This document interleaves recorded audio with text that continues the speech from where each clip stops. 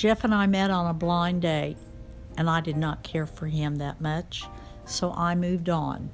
But I knew a girl that was going to go after him with her cookies.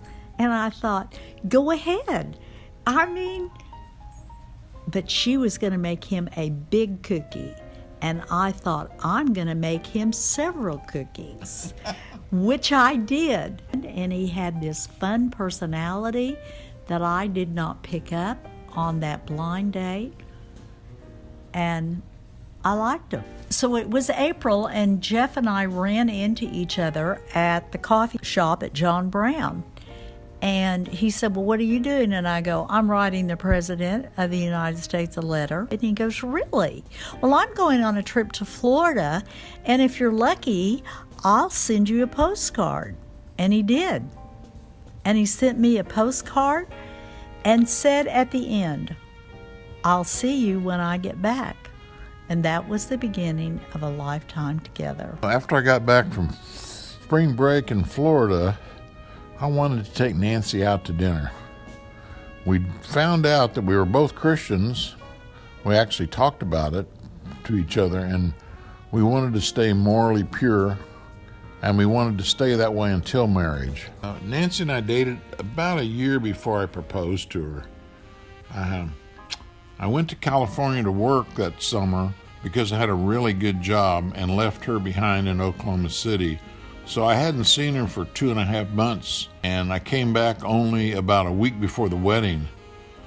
I decided to go surprise her at her job, and it was a moment I will never forget. When she saw me, I got the biggest bear hug I've ever had, and I knew she liked me. After a 1.5 years of being together, then we got married a week later in the summer of 1965. We eventually graduated. I got accepted to dental school, and we moved to Louisville, Kentucky, where we would live the next 4 years until I graduated in 1971 and moved back to Oklahoma City. While we were in dental school in 1969, I was a junior. We had our first child, Margaret, and over the next 9.5 years, we had 3 more children.